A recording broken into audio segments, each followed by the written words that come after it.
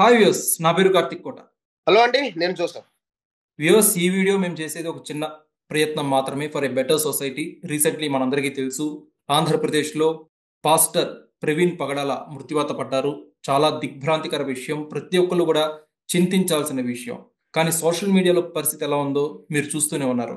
ప్రవీణ్ పగడాల మృతి పట్ల కొంతమంది క్రిటిసైజ్ చేస్తూ మాట్లాడుతున్నారు. దానికి కారణం గతంలో ప్రవీణ్ పగడాల మాట్లాడిన కొన్ని వ్యాఖ్యల వల్ల. గతంలో ప్రవీణ్ పగడాల ఏం మాట్లాడారు? హిందూ దేవుల గురించి, హిందూ సంస్కృతి గురించి ఆయన కాస్త విమర్శనాత్మకంగా మాట్లాడారు. ఆ వ్యాఖ్యల్ని ఇక్కడ నేను ప్రస్తావించట్లేదు, విమర్శ అయితే చేశారు. సో ఆ వ్యాఖ్యల్ని ప్రస్తుతం ఎవరైతే హిందూ కమ్యూనిటీ వాళ్ళు ఉన్నారో వాళ్ళు సోషల్ మీడియాకి తీసుకొచ్చి ప్రవీణ్ పగడాల మృతిపై కూడా కాస్త క్రిటిసైజింగ్ గా మాట్లాడుతున్నారు. సో ప్రస్తుతం ఎందుకు ఇంత టాక్సిక్ అయిపోయింది సిచ్యువేషన్? పాస్టర్స్ కావచ్చు, హిందూ మత ప్రబోధులు కావచ్చు, వాళ్ళందరూ కూడా ఎక్కడన్నా లిమిట్ క్రాస్ చేస్తున్నారా? సో దాని గురించి ఈ వీడియో మేము చేయడం జరుగుతుంది. సో ఇక్కడ ఏ మతాన్ని కూడా కించపరిచే ఉద్దేశం లేదు, కంప్లీట్ న్యూట్రల్ గానే మేము మాట్లాడబోతున్నాం. దయచేసి అర్థం చేసుకుంటారని చెప్పి మా యొక్క విన్నపం. జోసఫ్ సార్, మీరేమంటారు? రైట్, అవును కార్తిక్. ఎస్, ఈ రోజు ఎట్లా ఉందంటే సమాజం ఇప్పుడు ఒక వ్యక్తి చనిపోతే అతను మనిషిని చూడట్లా, మతాన్ని చూస్తున్నారు. ఇది అత్యంత బాధాకరమైన విషయం. చనిపోయింది మన సాటి మనిషి. ఇప్పుడు మతాలు అనేవి మనం పెట్టుకున్నాం. దేవుడు మనకు జన్మనిచ్చాడు. నేను జీసస్ అని పిలిస్తే మీరు రామ అని పిలుస్తారు, ఇంకొక అతను అల్లా అని పిలుస్తారు. కానీ ఎలా పిలిచినా కూడా పలికేది పరమాత్ముడే. ఆ విషయాన్ని, ఇది చాలా సెన్సిటివ్ విషయం. ఇప్పుడు మీరు చెప్పినట్టు ఆ విషయాన్ని మర్చిపోయి మతం గొప్పది, మీ మతం గొప్పది, ఎవరి మతం వాళ్ళ గొప్పది. ఇప్పుడు నా మతం నాకు గొప్పది, మీ మతం మీకు గొప్పది, ఇంకొకరి మతం ఇంకొకరు గొప్పది. ప్రవీణ్ పగడాల గారు ఒక పాస్టర్. ఆయన పాస్టర్ కంటే ముందు ఆయన ఒక మనిషి. మనం ఆ విషయం అందరం మనం గుర్తుపెట్టుకోవాలి. అండ్ ఈ రోజు చాలా మంది పాస్టర్ల మీద అనేక విమర్శలు గుప్పిస్తున్నారు. ఎందుకంటే ఈ కొంతమంది చేస్తున్న తప్పుల వల్ల అందరినీ ఒకేలాగా చూస్తున్నారు. ఇప్పుడు ఒక క్రిస్టియన్, నేను ఒక క్రిస్టియన్, నేను అన్ని మతాలను గౌరవిస్తాను. మీకు తెలుసో లేదో, నేను శనివారం వెంకటేశ్వర స్వామి గుడికి వెళ్తాను. ఇప్పటికి నా లైఫ్ లో 2 సార్లు నేను శబరిమలకి వెళ్ళి వచ్చున్నాను. సో ఎందుకంటే ఫస్ట్ ఆఫ్ ఆల్ మతం అంటే పక్కన పెడితే మనం ఒక భారతీయులం. మనం నివసించేది ఒక భారతదేశం, హిందూ దేశం ఇది. సో ఇప్పుడు ఇంకొక చిన్న ఎగ్జాంపుల్ అండి. ఇప్పుడు మన ఇంట్లో మనం ఒక వ్యక్తికి అన్నం పెట్టి పోషిస్తుంటాం. అతను మన ఇంట్లో అన్నం తింటా పక్కింటోని పొగిడితే మనకి ఎంత బాధేస్తది? అవును. అవునా కదా? సో ఇది కూడా అంతే. మతం ఇప్పుడు మనం భారతదేశంలో ఉంటూ పరాయి మతాల్ని ఎంకరేజ్ చేసి ఎవరికైనా కొద్ది కోపం వస్తది. మన మతం మనం చెప్పుకుందాం, ఒప్పే, దాంట్లో తప్పు లేదు. అలాగని పక్కన మతాన్ని క్రిటిసైజ్ చేయడము, వాళ్ళ దేవుళ్ళని తిట్టడము, వాళ్ళని విమర్శించడము 100% తప్పు అని నేను గట్టిగా నమ్ముతా.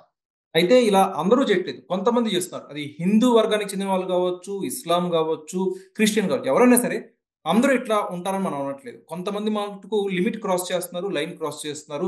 వాళ్ళ మతాన్ని పొగిడే క్రమంలో వేరే మతాన్ని కించపరచడం, విమర్శించడం చేస్తున్నారు. ఇప్పటికీ జరుగుతూనే ఉంది.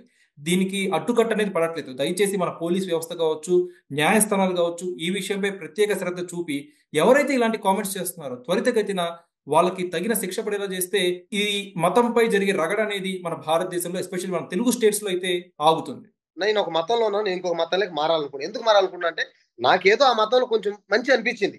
అది నా పర్సనల్ ఒపీనియన్ మాత్రమే. మతం మారిన తర్వాత మళ్ళీ నీ పాత మతాన్ని మనం తిట్టడం కూడా తప్పు. సో నాకు ఆ దేవుడు న్యాయం చేయలేదు, నాకు ఈ దేవుడు న్యాయం చేసాడు, నేను అందుకే ఎటు వచ్చాను. ఇవన్నీ జనాలు కూడా మాట్లాడడం మానేయాలి. అట్ ద సేమ్ టైం మీరు చెప్పినట్టు న్యాయ వ్యవస్థలో మార్పులు రావాలి. ఇట్లా మతాన్ని రెచ్చగొట్టే వాళ్ళ పైన కొంచెం చర్యలు ఏమైనా తీసుకుంటే బాగుంటుందని నా ఒపీనియన్ కూడా. ఎస్పెషల్లీ సోషల్ మీడియాలో సార్, సోషల్ మీడియాలో ఒక మతాన్ని ఇంకో మతం వాళ్ళు దూషించుకోవడం అనేది ఈ రోజు పరిపాటి అయిపోయింది. ఇవాళ ఒక రెగ్యులర్ డిస్కషన్ అయిపోయింది సోషల్ మీడియాలో అనేది. ప్రస్తుతం ఈ జెన్జీ జనరేషన్ పై కూడా ఈ యొక్క టాక్సిసిటీ అనేది చాలా పెరిగే అవకాశం కూడా ఉంది. సో ఖచ్చితంగా దీన్ని ఇక్కడే స్టాప్ చేస్తే మంచిదని చెప్పి నా అభిప్రాయం. సో దాని గురించి మాత్రమే ఒక చిన్న ప్రయత్నంగా, ఒక మెసేజ్ ఓరియంటెడ్ గా చేస్తున్న వీడియో మాత్రమే ఇది. అండ్ చాలా మంది మత ప్రబోధకులు, ఎవరైనా హిందూ సమాజానికి చెందిన వాళ్ళు కావచ్చు, ఇస్లాం కావచ్చు, క్రిస్టియన్ కమ్యూనిటీ చెందిన వాళ్ళు కావచ్చు, దయచేసి మీరు వేదికలపై మాట్లాడేప్పుడు వేరే మతాన్ని దయచేసి కించపరచతండి.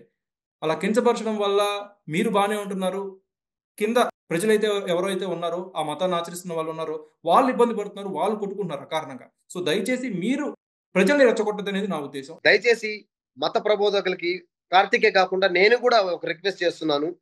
దయచేసి మీరందరూ చెప్పండి, మన మతం ఎంత గొప్పదో అందరికి చెప్పండి. అలాగని పక్కన వాళ్ళని మాత్రం దయచేసి తిట్టద్దు, అది తప్పు. ఇలాంటి పరిణామాలు జరిగినప్పుడు, ప్రవీణ్ పగడాల లాంటి ఇష్యూ జరిగినప్పుడు అట్లీస్ట్ వెళ్ళైనా మనం చూసొద్దాం, ఏం జరిగిందో తెలుస్తుంది. అంతేగాని వాడు మా దేవుడిని తిట్టాడు, వాడికి ఇట్టే కావాలి అనుకుంటే మా మరణం చివరి స్టేజ్ అండి. దాని తర్వాత మనం ఎలా ఉంటాం కూడా ఎవరికి తెలియదు. సో చివరి స్టేజ్ లోనే ఒక్కసారి అన్ని మర్చిపోయి పలకరించుకుందాం, మనం కలిసి ఉందాం. దయచేసి మీరన్నట్టు న్యాయ వ్యవస్థలో కొంచెం మార్పులు తీసుకొద్దాం. సోషల్ మీడియా పైన ఏదైతే ఇప్పుడు బెట్టింగ్ యాప్స్ పైన ఎలా నిఘా పెట్టి వాళ్ళు కఠిన చర్యలు తీసుకుంటున్నారో, అదే విధంగా ఇట్లాంటి మతాన్ని, ప్రజల్ని విద్వేషాలు రెచ్చగొట్టే వాళ్ళ మీద ఒక దృష్టి పెడితే బాగుంటుంది అనేది నా ఒపీనియన్ కూడా. Thank you.